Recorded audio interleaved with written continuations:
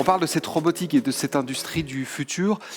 Finalement, l'alternance, quand on s'intéresse à ces formations générales, c'est essayer d'avoir ce temps d'avance en permanence sur les besoins ou sur finalement, je dirais, avoir des alternants qui ont un petit update, notamment sur la partie industrie du futur et l'automatisme. C'est ça votre rôle ?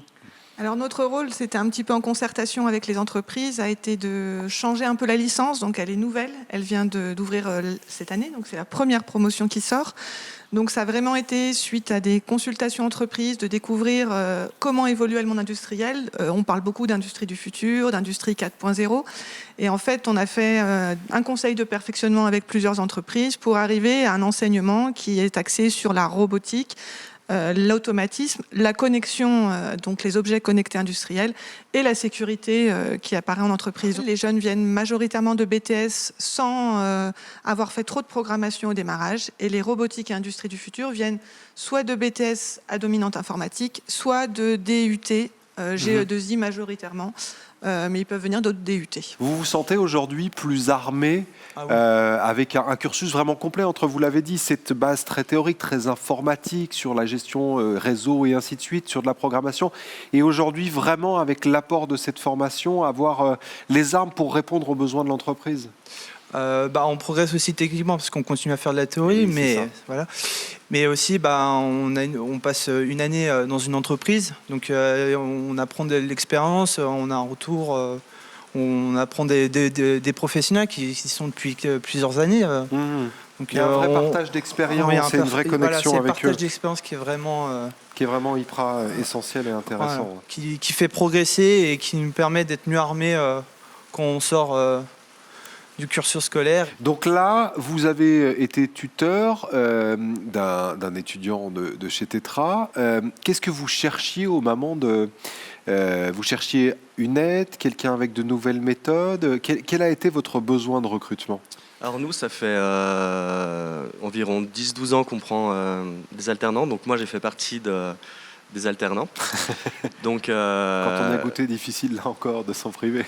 On prend des alternants souvent sur les projets qui sont assez conséquents en programmation, qui peuvent être faits par des personnes qui ont peu d'expérience. Et on est aussi là pour les suivre et leur faire apprendre en fait, le métier de programmateur. Qu'est-ce qui fait la différence finalement entre les alternants ? Oui, c'est le côté intérêt du métier. L'implication dans l'entreprise aussi, de voir que la personne s'intéresse à ce qu'on fait, se questionne, essaye d'apporter des solutions, un regard différent sur la façon de faire. Donc après, c'est pas forcément possible parce qu'on a quand même des habitudes dans notre métier. Mais c'est ça, c'est un regard un peu critique qui fait qu'on pourrait ou non embaucher des personnes. J'aimerais revenir avec vous. On vient de parler justement de cette notion de curiosité, d'implication, d'intérêt finalement à ces métiers d'avenir. Vous aussi, vous le sentez tout de suite quand vous avez ces étudiants en face de vous, cette notion d'intérêt pour le monde professionnel, c'est beaucoup partagé depuis quelques minutes sur le plateau. Est-ce qu'on sent qu'il y a une transformation entre le moment où on vient d'un BTS et d'un DUT et d'un seul coup on intègre la vie de l'entreprise et une formation en mode triptyque comme l'est finalement Tetra? Est-ce qu'il y a une réelle transformation de l'étudiant? Alors, je peux en parler par exemple pour Nicolas, parce que Nicolas, je l'ai eu pendant 2 ans en DUT, donc en tant qu'enseignante de DUT, et je l'ai connu, je l'ai eu aux entretiens, où j'ai vu qu'il avait des très bonnes notes et qu'il pouvait effectivement aller en école d'ingénieur. Et je lui ai dit un petit peu, pourquoi ne vas-tu pas en école d'ingénieur? Et lui, il m'a même dit, j'ai envie de travailler.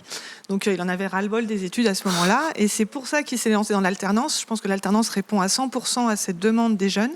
Et après, je remercie aussi toutes les entreprises, parce qu'il y a Aptar, mais il y a le groupe Fournier où était Nicolas, qui ont donné des super projets. Donc Nicolas avait un projet où il a dû travailler avec un robot, avec des automates, avec des caméras. Il a fait un projet vraiment très conséquent, et je remercie vraiment les entreprises, parce que c'est vrai que c'est valorisant pour le jeune de voir un projet aboutir, de voir la chaîne de production qui est changée. Ça veut dire qu'il voit son programme, son robot qui transporte des plans de travail.